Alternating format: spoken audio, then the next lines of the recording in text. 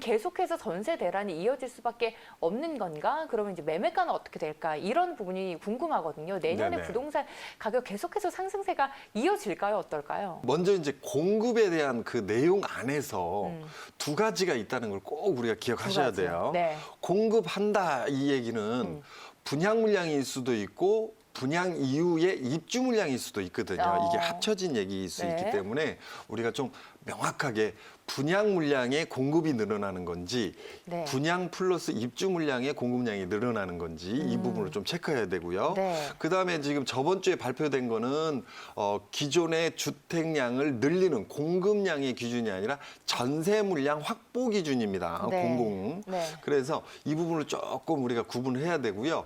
실제로 서울의 공급량 기준으로 입주 물량이요. 입주 물량. 내년하고 내후년의 입주 물량이 굉장히 줄어드는 이런 형태를 띠고 있습니다. 그래서 언론기관에서 보시면 내년 같은 경우는 한 2만 세대 정도 되고요. 네. 내후년 같은 경우는 한 8천 세대 정도 입주 물량이.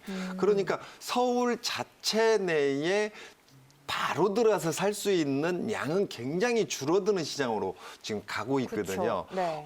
그 시장이라면 투자의 매력도는 이제 올라가는 구조가 되겠죠. 네. 그런데 여러 가지 규제에 의해서 세금 정책이나 뭐 이제 다음 며칠 후부터는 네. 이제 대출 DSR 자체가 굉장히 까다롭게 이렇게 네. 되는 구조거든요. 그러니까 네.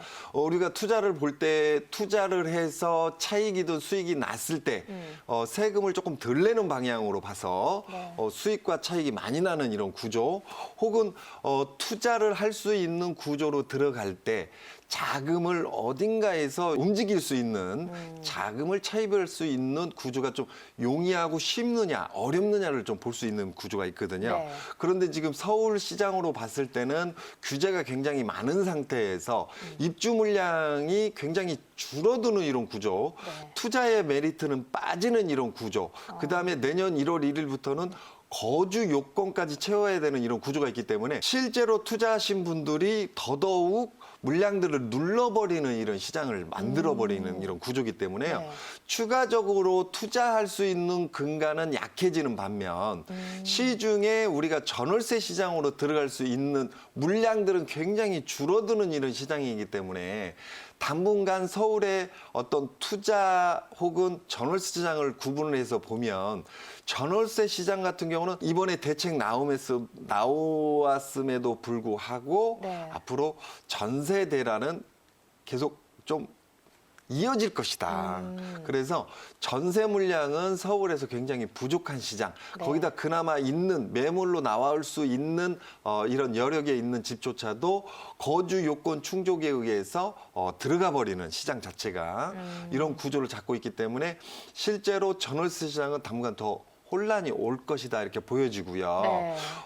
다만 이제 공급과 수요 구조로 봤을 때 공급은 앞으로 더 현 정부에서도 굉장히 많이 늘려가는 이런 구조로 가겠다. 네. 또 한 가지는 아까도 금방 보셨듯이 방화동뿐만이 아니고 재건축 재개발이 지금 한시적으로 멈춰 있거나 여러 가지 어떤 투자 요건이나 수익률 어떤 구조상으로 가지 못하고 있던 것들이 네. 앞으로 굉장히 활발하게 재건축 재개발 시장들이 역동적으로 좀 움직여지는 시장이 만들어질 네. 거라고 보여지거든요. 그래서 오히려 공급량이 좀 늘어나는 이런 구조로 가면서 투자의 메리트는 가면 갈수록 좀 메리트는 높아지나 투자를 할 수 있는 어떤 여러 가지 요건들이 막혀 있는 이런 구조가 나오는 이런 구조이기 때문에 네. 1년 이후부터 그러니까 2022년 정도 저는 보고 있습니다. 그래서 네. 그 시장 이후부터는 좀 실제로 매매가는 좀 빠져지는 이런 시장. 반면에 신규 분양 시장은 당분간은 2022년 이후까지도 2023년도까지는 분양 시장은 당분간 핫한 시장. 그래서 우리가 시장을 좀 구분을 해서 좀 봐야 되는 이런 타이밍이다 이렇게 보여집니다. 그러니까 네. 신규 분양 물량은 전세 물량처럼 조금 핫한 시장으로 한 2, 3년 더 갈 것이다 이렇게 보여지고요.